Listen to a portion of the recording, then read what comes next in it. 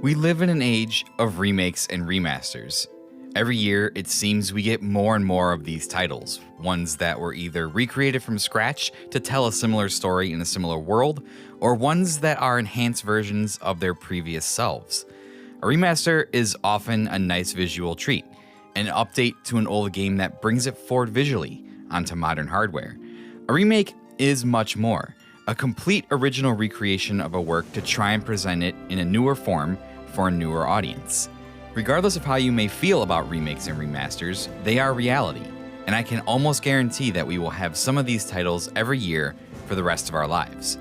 But even as the number of titles receiving this treatment increased, there were always certain games that, in my mind, I couldn't fathom the industry ever touching because of their legendary status and importance to the medium. Could you imagine if tomorrow Nintendo announced they were completely remaking Ocarina of Time? Not the version they put out on the DS, but a complete remake. I certainly couldn't. That game is too important. It should be left in its original state to preserve the legacy of what it achieved. Although I suppose in our current day and age, money and capitalism can make anything possible. For the longest time, Final Fantasy VII was another one of those games that I had similar feelings about. Despite not having much experience with 7 as other people, I wasn't ignorant of its importance and achievement. And although the universe of Final Fantasy VII kept growing with supplemental titles, I felt the original was untouchable. Sure, it was brought forward and ported to modern consoles with some visual and gameplay tweaks, but there was no way they could ever remake it, right? Well, you know how the rest of the story goes. A tech demo for the PS3 set the expectation for a remake with modern technology, but it wouldn't be until 2015 that we would get the official announcement. Final Fantasy VII was finally being remade. But not only would it be a singular remake, rather it would be a trilogy series, greatly expanding upon the original story told in the 1997 PS1 classic. And of course, since patron saint of the Unlockables Tetsuya Nomura was overseeing the project as creative director, he was not only going to remake the game, but play around with the very idea of what it means to be a remake, weaving some of those ideas into the plot of the games themselves. As of this writing, I recently completed a playthrough of Final Fantasy VII Remake in December 2023 and have very recently finished Final Fantasy VII Rebirth. Despite being games that are technically telling a continuing story, there are significant differences between the first and second game that I think garner some discussion. With one more title to go in the trilogy, it will be interesting to see where the finale of the series takes us, and what it will mean for the legacy of this remake trilogy overall. Considering I didn't have time to do an episode on 7 Remake when it came out, I figured now would be a good time to talk about the approach of both games and some of my thoughts and experiences. It should be noted that while I have played the original Final Fantasy VII, I've only completed it once, and that was a long time ago. So I'm mostly going to limit my discussion to the remake trilogy and not engage in theory crafting or speculation on deviations from the original. I know you've been getting a lot of Nomura content from me over the years, but we're breaking away from Kingdom Hearts. It's time to dive into Final Fantasy VII Remake and Rebirth. A word of caution, there will be some light spoilers on Remake and Rebirth, and some major spoiler discussion towards the end. You will be warned before that happens, so if you haven't gotten a chance to finish Rebirth, that would be your cue to stop.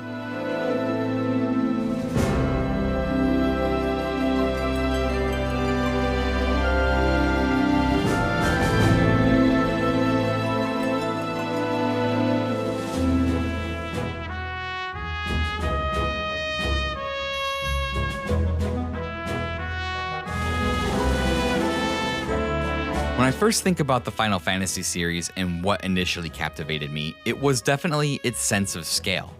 I remember very clearly stepping out of the evil forest in Final Fantasy IX to rolling plains and towering mountains.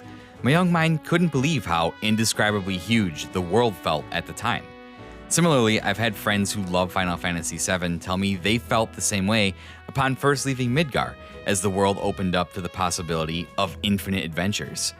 Obviously, these games don't feel quite as large as they used to, and we've gotten some games over the past several years that have an insane size and scope, capable of providing hundreds of hours of entertainment and surprises. When I first got my hands on Final Fantasy VII Remake, I was expecting some of the same, for a world that felt expansive.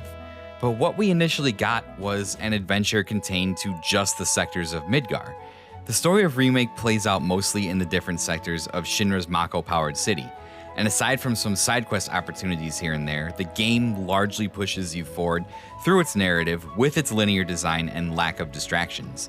Remake sacrificed a large amount of freedom in order to tell a story that was more focused on its gameplay and on its narrative. This was more in line with traditional JRPG experience, when the narrative takes precedent over giving the player perceived freedom to explore and discover.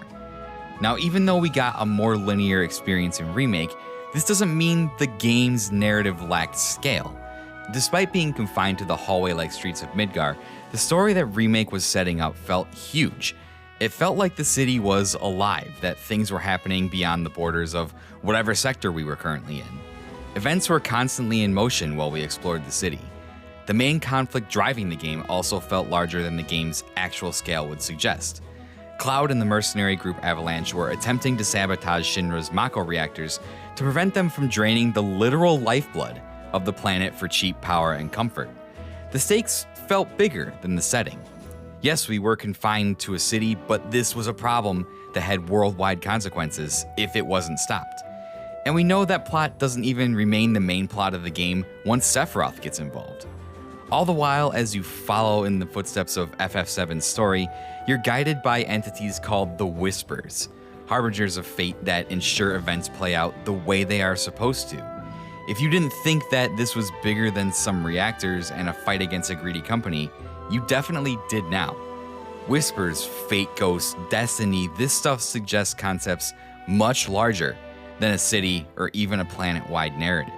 With these concepts lingering in the background of every decision, Remake's focused and linear story took on a sense of greater importance, something that would eventually be forced to spill out into the wider world. This wouldn't happen in the first of these 3 remake titles, with the story and game being fully confined to Midgar, but we knew what was coming next. Based on where we were in the overall story, we knew that the sequel would have to set us free in the wider world of FF7. How would the transition from Midgar's carefully planned streets to the sprawling world of the planet work in the greater scheme of the game we had just played? Surprisingly well, believe it or not. Almost immediately upon starting Rebirth, we find ourselves in a town on the outskirts of Midgar after the events that took place during Remake's conclusion. The town of Calm serves as a tutorial to how the Remake experience would translate to a sequel that offered more freedom, adventure, and choice. After a brief brush with Shinra featuring a daring escape, we're forced from the relative safety of Calm. As we emerge from underground tunnels, we get a Breath of the Wild moment, a prolonged look at the world now laid out before us. And what a first sight it is, as I was genuinely in awe of the rolling first area that we were allowed to explore, known as the Grasslands. As the world/main theme from FF7 plays, we head towards our first quest marker, fighting some wild enemies along the way. This one moment is profound. With a simple introduction, Rebirth tells us that it is going to be nothing like Remake.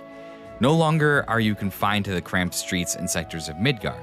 Rather, you're now free to explore the wider planet outside of Shinra's tighter clutches. This changes quite a bit, as you would expect. Rebirth plays largely like Remake, as we'll discuss in the next section when we talk about combat and gameplay, but on a much bigger scale. Enemy encounters are now dotted around the map instead of predetermined along a linear path. Quests are scattered about as well, some located in major towns you visit and others located in corners of the world you explore. Alongside these quests are events, discoverables, and icons dotted around the map for you to visit as you explore. These include things like Remnawave towers to reveal icons on the map, unique combat encounters, life springs that give you intel on the region you're in, and proto-relic mini-quests that unfold in several stages across the area that you're currently exploring. This has the trappings of a standard Western open-world game, the kind that has been popularized over the last 10 years in a lot of major franchises. We've gotten sick of this model over the past few years, growing tired of icons sprayed all over the screen to distract us at every turn, and you might be tempted to think that this design philosophy infects Rebirth. But I would argue the opposite. There are lengthy portions of the game between major story beats where you're free to explore and check off objectives at your leisure. But when you do hit a major story moment in the game, you are largely locked into completing them until the game opens back up. The game even warns you at multiple spots that you will not be able to access the wider world until you complete the story section you are about to enter. This combination of standard JRPG linear sections combined with more traditional open world elements creates an interesting balance that enables the more focused storytelling of Remake along with the expansive freedom of Rebirth. That is, when Rebirth decides to tell you that story. You see, a lot of these so-called side quests and optional map markers are supposed to be optional. You don't have to do them. They're there so that you can explore and get more out of the world you are in. But their visual style and placement on a map wouldn't suggest that you have to do them. Rather, they feel a lot like other optional markers on other open world games I've played. You're free to skip them if you want to just experience the story, but I would warn you against this. While I did a lot of extra quests and side missions in each area before I moved on, this wasn't the case with some of my other friends and community members who played the game. They had tunnel vision for the story because they couldn't wait to see what happened, and this led them to telling me that at certain points in the game they felt underleveled and really struggled with certain bosses. When we discussed our progress and pacing in the story so far, I communicated that I always did all of the green mark side quests and at least roughly 50% of the icons on the map before moving on to the next area or story beat. This consistently kept me a few levels higher than the recommended level requirement for the next story section, while my friends reported that they felt underleveled. This, at least to me, made it feel like these optional side quests and discoverables were more than optional, but at some points they were necessary to keep pace with the game's level requirements. People who wanted to avoid all that and strictly experience the story would be at a slight disadvantage to those who took their time and decided to do more stuff in the open world. And I get it. I'm an OCD sicko who must heed the call of the icons on the map before I move on. That's the way I choose to play the game. Others just wanted to see the story and not get wrapped up in the distractions the world has to offer. Now, I think this is a relatively minor gripe. The game is clearly designed for you to interact with the open world icons and side quests as you progress. But if you're giving the player freedom to move from story beat to story beat as they wish, then the game should be balanced to keep them at a consistent level to experience that story. It almost makes me feel like the secondary content becomes necessary to do before moving on to make sure you're keeping pace with the game's progression. Again, I don't think this is an inherently bad issue, but it does tend to stretch the game out a little bit. It's also kind of a symptom of the way leveling and progression is set up. Let's be honest, we've come a long way from the days of grinding enemies to level up our characters. This element of RPGs has been significantly diminished over the years in favor of a more structured level progression that keeps pretty consistent pace with the entire story. I feel like the side quests are there to support that progression. If I ever needed to catch back up with the recommended level of a main story quest, I could do a few side quests, which would more often than not reward me with a ton of experience and put me where I needed to be. And with 1 or 2 levels being incredibly impactful, this was all I needed. Again, not a bad thing, and some would even say this is good design. But talking with others and thinking about the general structure of the game made it feel like these were almost required at some points. Speaking of extra things to do, Rebirth is chock full of extra wacky minigames and content aside from quests and markers in the open world. There were some minigames in Remake such as darts, whack-a-box, the Coliseum squats, and a couple others, but the number of minigames present in Rebirth have increased exponentially. There are so many different minigames across the world of Rebirth. The numbers vary depending on the publication and what you count as a quote-unquote minigame, but there seems to be anywhere from the high teens to the low 20s. These include a strategy tower defense game in Fort Condor, a Marvel Snap Gwent fusion-style card game in Queen's Blood, a carnival shooting game called Pirates Rampage, a rhythm game in Piano Performance, which is seriously challenging, and many more. I won't review each one, and some are certainly better than others, but the amount of weird extra games is actually kind of cool. For some reason, this has been a point of contention about this game. Some people have had an incredibly negative reaction to the number and variety of minigames, and let me tell you, I get it. Some are designed better than others. They are tied to platinum trophies. They are tied to some seriously powerful and useful equipment. Some are even required to progress in the story. I hear all of your concerns, and believe me, I think they are valid. I have had the same thoughts about some of the minigames in conversations I've had with my community members. But, don't think I didn't keep receipts. The same fandom who complained about the lackluster side content in Final Fantasy XVI are also the ones making the loudest noise about the intrusiveness of these minigames. As a person who loves 16, even I admit that the side quests and extra things to do in that game were not implemented in the best way. So now that we have a Final Fantasy game in Rebirth that approaches additional content and different ways to play on the opposite side of the spectrum, people are mad about this.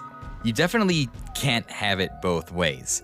All the side quests are the same in 16. Cool, here's some side quests with a wide assortment of minigames for variety. You don't get anything from the extra stuff in 16. Cool, here's different achievable tiers in the minigames that reward you with gear and resources. All you do is hit square in 16. Cool, here's a game where you ride on a dolphin or play Rock'em Sock'em robots or space shooter or race chocobos, in addition to the main combat loop. 16 is too linear, but here you are trying to skip all the side quests and minigames to mainline the story. All characters not named Clive get shafted in 16. Cool, each side quest you undertake is with a specific character from your party, so they get to increase their relationship with Cloud. I know I've strayed from the main point of the minigames, but you don't get to complain about a lack of things in 16, and then complain about literally everything Rebirth does in response to that when it zags in the opposite direction. What game are you truly looking for then? If it's something in the middle, that just seems kind of like a bland game, and you're welcome to go play recent Assassin's Creed games if that's the case. Believe me, I get it. I too was annoyed at times that minigames were part of the main story progression.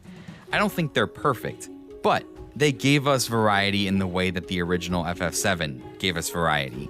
They give you something to do other than the generic fetch quests that were so loathed in 16. Something that gives you better gear and emphasizes the relationship between Cloud and his companions. All in all, the point I'm really trying to make is that the sense of scale between the first two titles in the Remake trilogy is very different. Remake was super linear, which isn't a bad thing because Remake does a good job of establishing the world and characters, and its mechanics largely hold up once Rebirth introduces you to a much bigger world. I was concerned about how Rebirth would follow up Remake, especially having maxed out my level and gotten all the summons in the first game. I was really concerned that these things not carrying over would be a huge issue. How can you depower my characters that I spent hours leveling up in the first game? But honestly, that doesn't even matter in the grand scheme of things.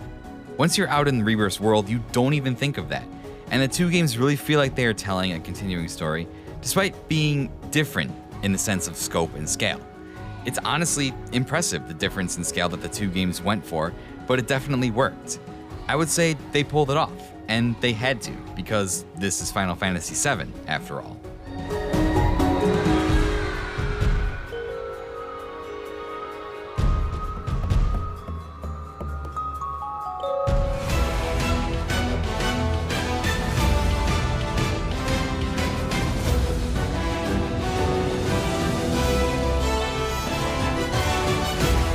Since I played Final Fantasy VII Remake, I have long held the position that its combat system is the quintessential combat system that Square Enix has been searching for since the turn of the century.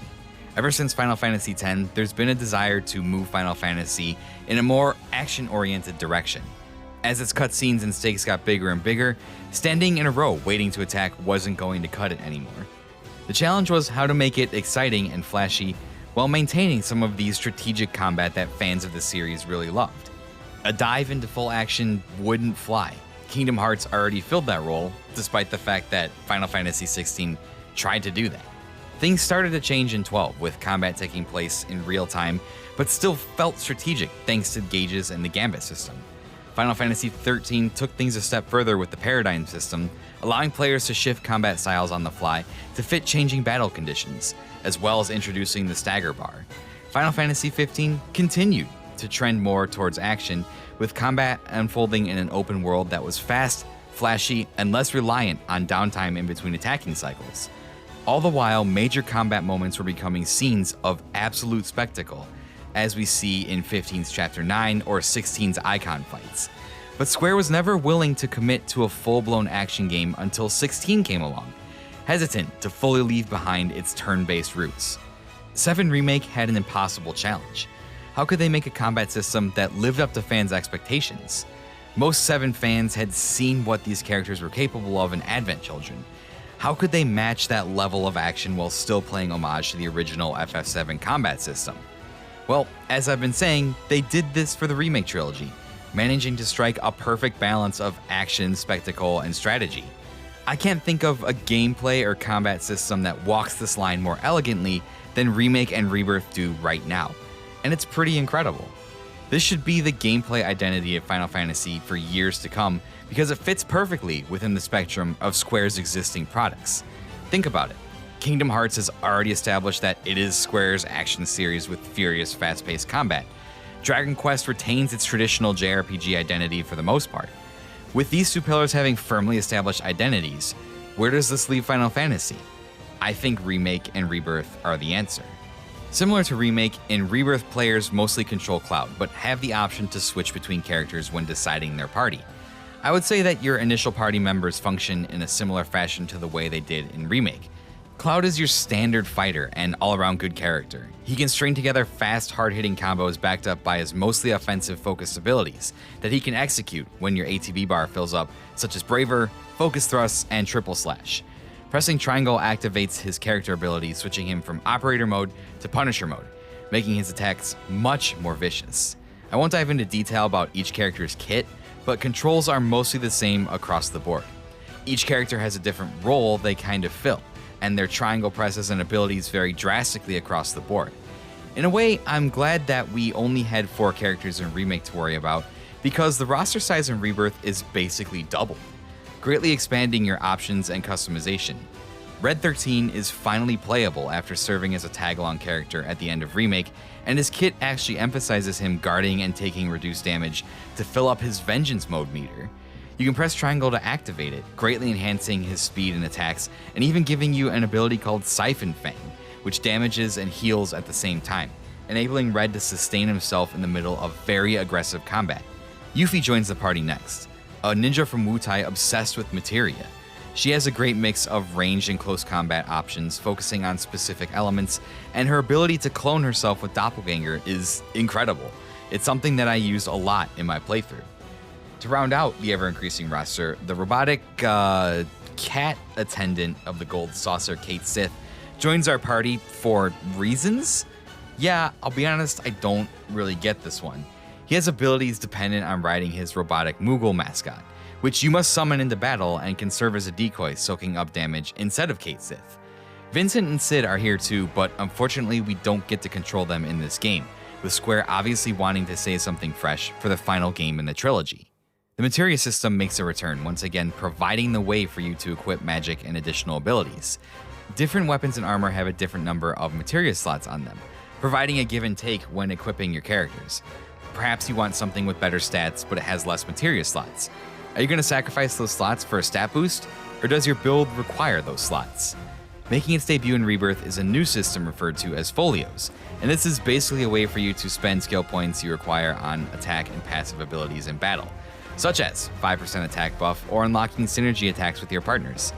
I guess you could think of this as a super basic and light circle grid, but I don't think it's as in-depth as that. Speaking of synergy attacks, these are new team-up attacks between specific characters that deal damage or grant a buff. Some increase the stagger meter or the time fiends remain staggered, while others give you a third ATB bar to pull off more abilities. All this combines to create an action-oriented combat system that has a surprising amount of depth to it. It feels like the characters you bring into battle and how you equip them matters. There were a couple battles I struggled with that I was able to figure out with a party swap and equipment reshuffle. And speaking of those battles, they are very well done. The smaller encounters with fiends in the overworld aren't anything worth mentioning, but bosses, combat simulator challenges, and more difficult fiend encounters really shine and complement the battle system in a fantastic way. Each challenging encounter feels unique and encourages you to experiment with your party and equipment in order to solve it, almost like a combat puzzle. Figuring out the mechanics of each fight is incredibly satisfying, and getting an enemy into a staggered state to deal damage looks and feels amazing. Like I said, this is the quintessential Final Fantasy combat system, something it feels like Square has been trying to figure out for years, and I would be hard-pressed to think of one that merges action and strategy in a better way.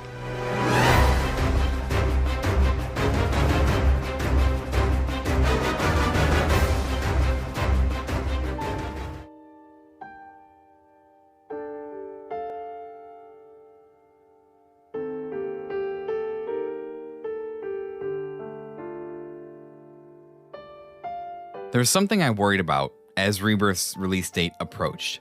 One of Remake's biggest strengths was its ability to tell a character-driven story. Remake expanded the scope of the original story, giving side characters like Jesse and the other Avalanche members actual personalities and arcs.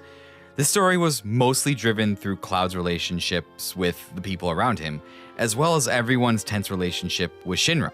Each of the core party members in Remake felt unique and distinct. None of their personalities blurred together, and they all had interesting details about their lives that made them compelling.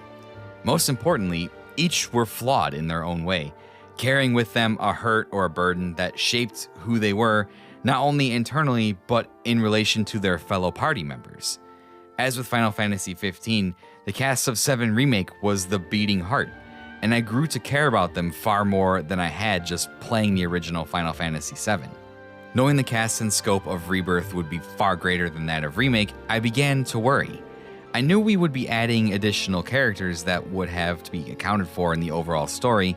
It was a problem I first really became familiar with while watching Avengers Age of Ultron from the MCU.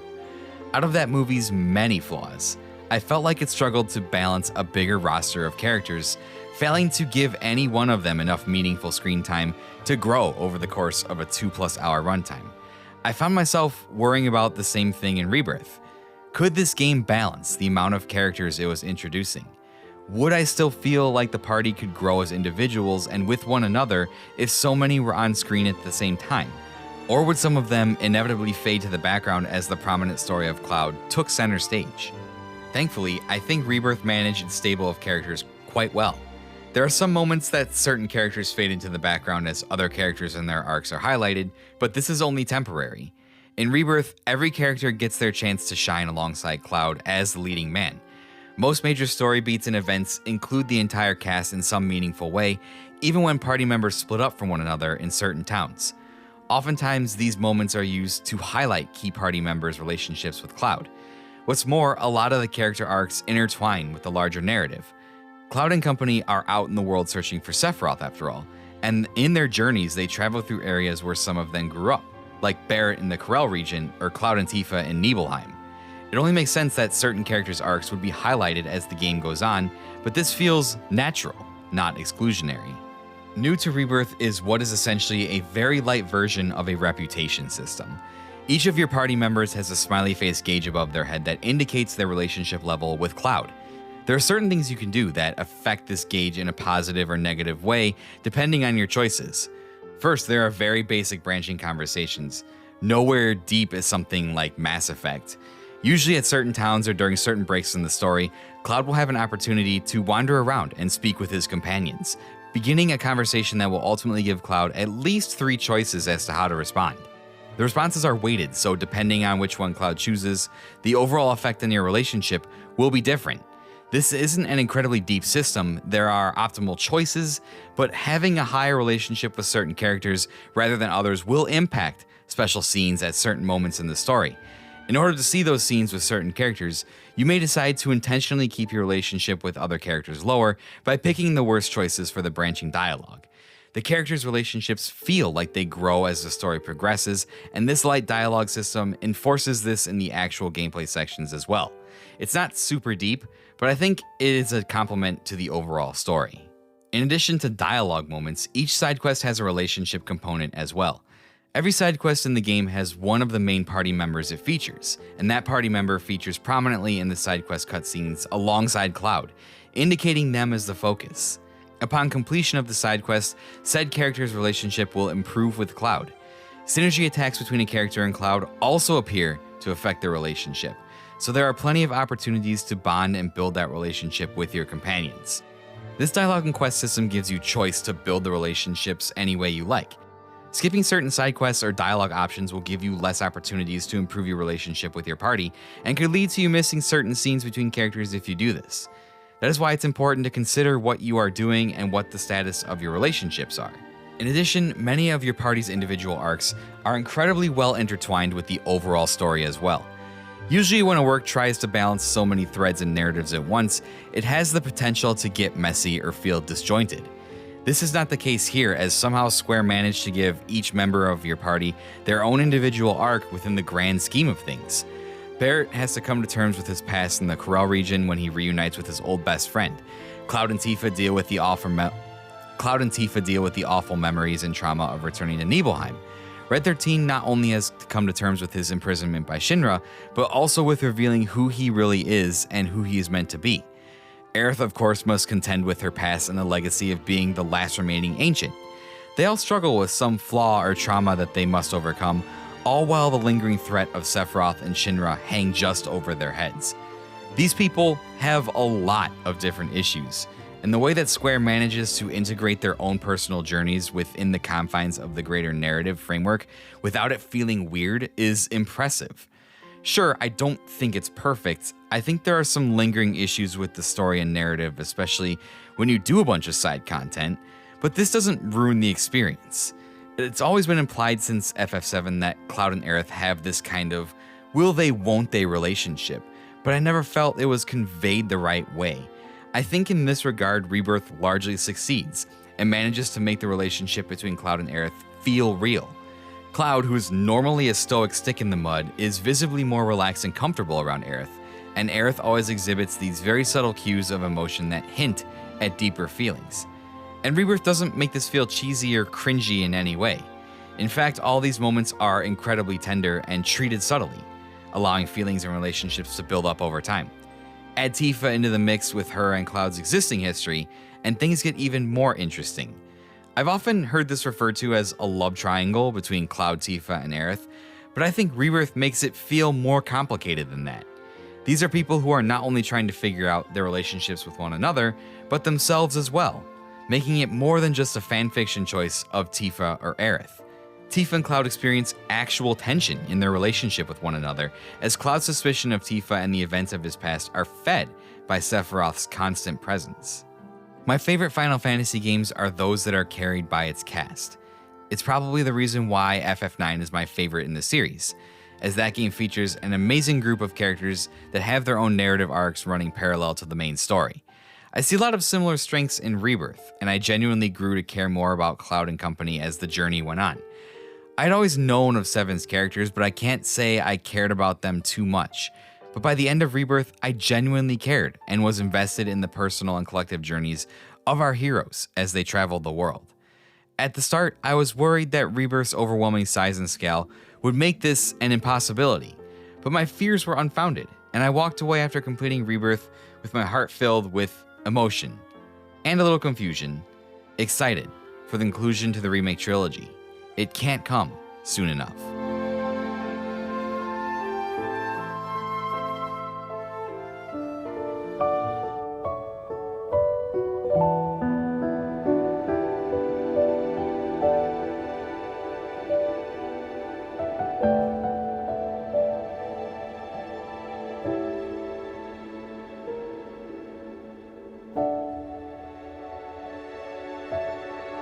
Before I move on to my closing section, there is one last thing I wanted to talk about. This is it. This is your spoiler warning. I'm going to heavily talk about the end of Final Fantasy VII Rebirth, so if you haven't gotten a chance to complete it yet, this is your cue to tap out now. Check the timestamp in the description and go past the one that says spoilers. Again, spoilers for the end of Final Fantasy VII Rebirth. Go now, hurry before I start talking. Are you gone? Okay. Here we go. The original Final Fantasy VII is iconic in a lot of ways, but the moment it is most well known for is the death of Aerith at the hands of Sephiroth. This is, for all intents and purposes, the video game moment. I knew about this moment before I ever played Final Fantasy VII. It's been memed and idolized since the early days of the internet, and not many games have pulled off the same thing to the same effect since. When we first got 7 Remake, our imaginations began to run wild as we explored Midgar and came across familiar story beats. What moments would be recreated in this new remake trilogy, and how would they play out? Our excitement grew with the possibilities, until we realized, eventually, we would get to that scene, the death of Aerith. But things were not what they seemed. At the end of Remake, we seemingly freed ourselves from Fate's destined path, having a massive confrontation with the Harbingers of Fate. With a lot of the subversion and new elements added to the first installment, we began to see the grand scheme that Nomura and his team were revealing to us. This was not the same Final Fantasy VII that we've experienced before. It had the potential to change, to be different. Not only was it a remake of the original game, but sort of a commentary on remakes in general. So with Nomura in charge and anything seemingly possible, would that scene change as well? We knew it was coming in Rebirth, and why wouldn't we? Aerith's death is the perfect conclusion to this middle chapter of the story. As the chapters ticked by and the end of the game drew near, my anxiety rose. I could feel it. How would this momentous event play out in a shiny new modern game? Was Aerith's fate sealed? Or would the apparent multiversal, multi-timeline nature of this story somehow enable us to save her, as we so desperately wanted to in the original? The lead up to this moment is, for lack of a better word, a mess. As we experience the events leading up to the City of the Ancients, Cloud's mind is a mess, warped by Sephiroth's influence, and the cutscenes in the game reflect this. As we enter the city, we find our way blocked by dark whispers, but the party carves an opening through them just big enough for Cloud to push through by himself. As we descend, we finally come across Aerith, kneeling by herself and praying, similar to the scenario in Final Fantasy VII. We know what comes next. As we slowly push forward, time seems to slow down. And then we see it. Descending from the sky is Sephiroth, blade pointed down, ready to strike.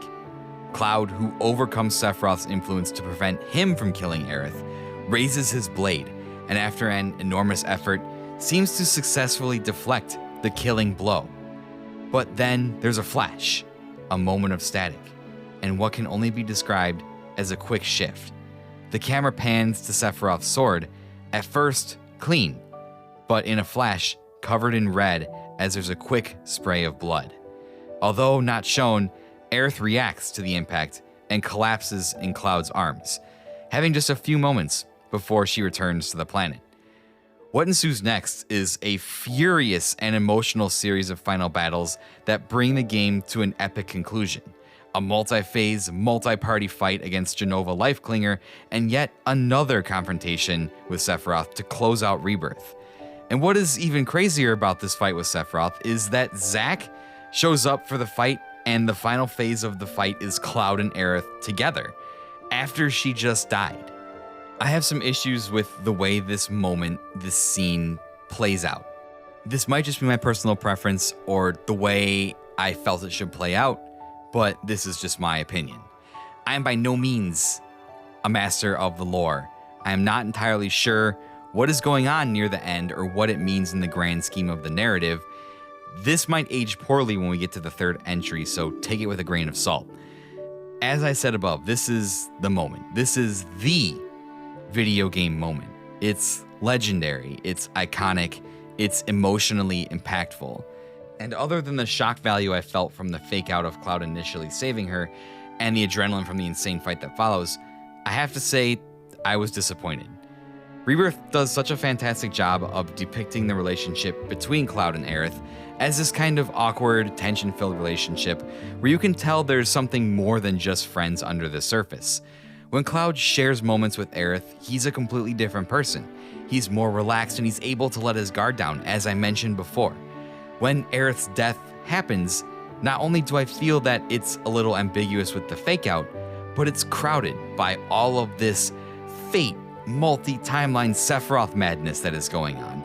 We don't really have time to process what just happened or what is happening before being thrust into a confrontation that serves as the crescendo to this game, which involves two characters in Zack and Aerith who are supposed to be dead. Not to mention, at the end of the game where the party is getting on Cid's plane to head off to their next adventure, Cloud is still speaking to Aerith and we see her in a cutscene.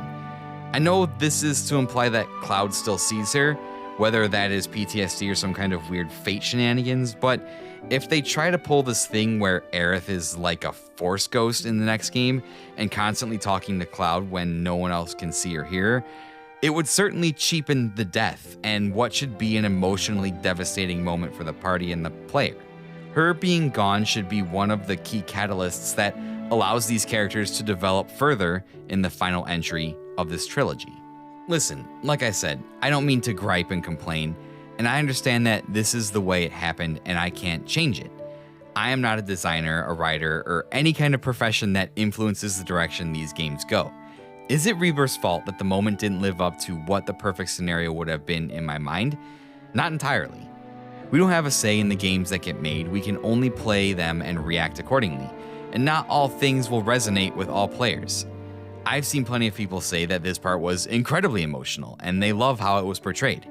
I've also seen plenty of people who share my sentiment, that the confusing nature of these events that precede and conclude Aerith's death blunt some of the emotional impact that this moment is supposed to give you.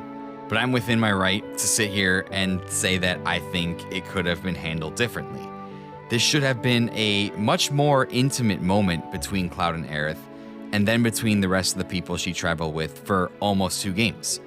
Rebirth needed to slow down just a bit and recognize this moment for what it was, one of the most iconic and emotional in all video games. But it didn't slow down because we have a complex story to tell. For all of the praise that I constantly give Nomura, this is one issue that I sometimes have with him. He gets so wrapped up in his overarching complex narrative that sometimes he doesn't pause to let emotional moments breathe. It's actually one of the issues I have with KH3, and you'll see why. I adore Nomura's wacky, insane, fucked up storytelling. Multiversal adventures with branching timelines and all that madness, sign me up. I will eat that for breakfast, lunch, and dinner with a side of bacon. But in this moment, I think a little restraint would have gone a long way. But nope, we have a 6-part fight against Genova Lifeklinger to get to, and a Sephiroth fight with Zack and Aerith before turning the page to the final entry in the trilogy. Not to mention a psychedelic trip with Sephiroth as he vomits cryptic lines about confluence or convergence or whatever the hell he's on about. The whole moment left me unsatisfied and more confused than emotional. Is that my fault for not setting expectations properly? Is that Rebirth's fault for emphasizing its bigger narrative over the moment? I don't know, but I do know I wanted to write about it, and these are my genuine current feelings on the matter. Maybe with time I will think differently. Maybe as I watch lore explanation videos, the end will make more sense. But for now, this is how it happened, and I can't help but feel just a little bit disappointed.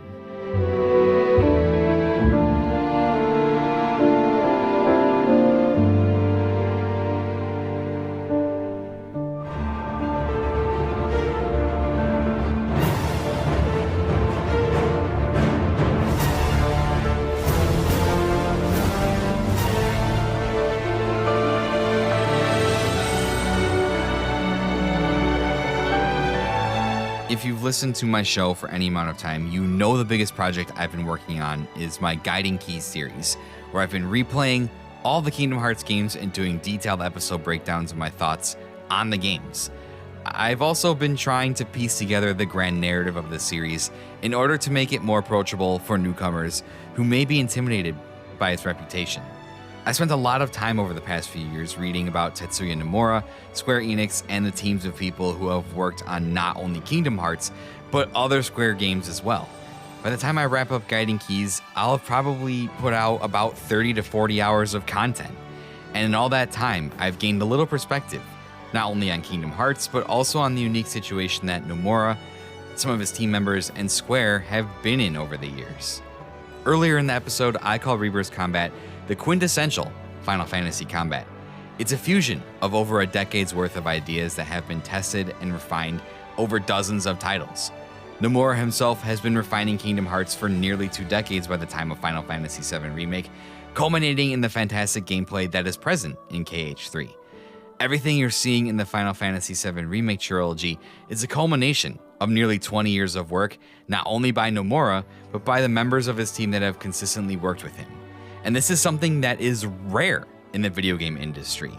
The industry today is defined by upheaval, layoffs, uncertainty. People who work on one game may be gone for the next one, subject to the whims and wills of corporate CEOs looking to quickly improve their bottom line to satisfy investors on earnings calls. And despite the upheaval and questionable decisions that Square has made at almost every turn, there's never a moment where Nomura's position felt disposable. During the swirling chaos that sometimes ruled the day at Square, Nomura remained and continued to soldier on with his ideas, constantly looking for new ways to excite and surprise players, as well as honing his vision for gameplay as well. As long as he was making them money, Square was happy to let Nomura continue in this fashion, allowing him to fine-tune concepts and ideas over many titles. You can look at the long arc of his career from Kingdom Hearts 1 all the way to Rebirth, and see that Rebirth is a game that contains many ideas that Nomura has implemented before, improved over decades of experience. In many ways, this is reminiscent of his mentor and friend Hironobu Sakaguchi. Sakaguchi took similar approaches to his Final Fantasy games. As games like Dragon Quest stayed relatively static, Sakaguchi was always looking to improve and experiment. He never wanted ideas to become constant from one title to the next. For this reason, you have different battle systems from game to game, whether it's the confounding system in 2, the job system in 5, the materia system in 7, the junction system in 8. He always wanted to try and give the player a new way to interact and experience the game. Nomura is the same in this sense.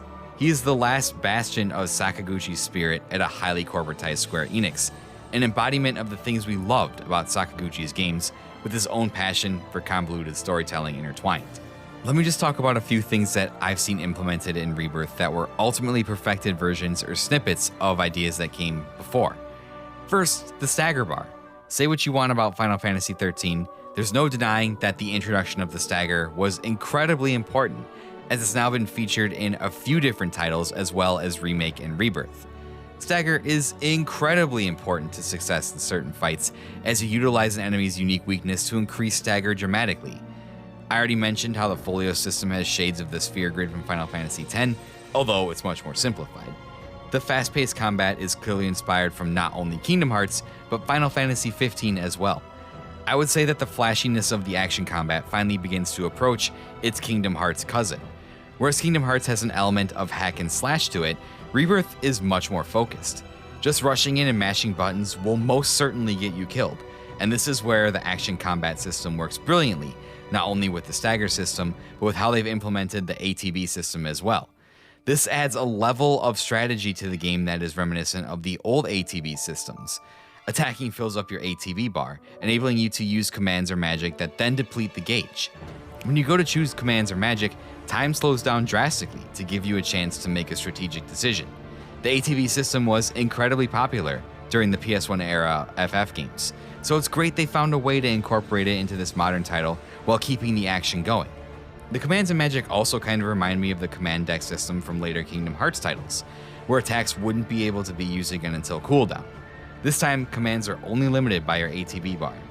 Speaking of the inspiration of Kingdom Hearts, synergy attacks between characters are eerily similar to the limit abilities that Sora performs with his different party members.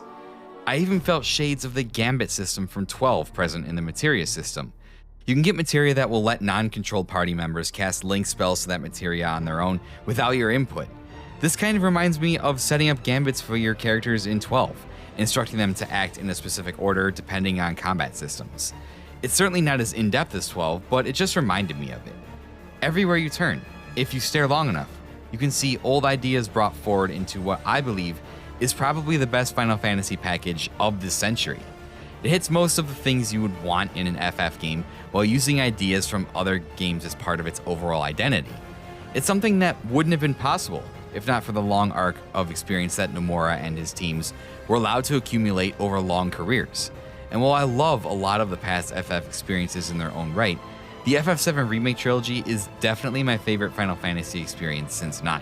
It captures so much of what makes the series great and has me excited not only for the future of the Remake trilogy, but for Final Fantasy as a whole. Despite loud discourse from every angle, I've enjoyed the last 5 to 7 years of Square Enix.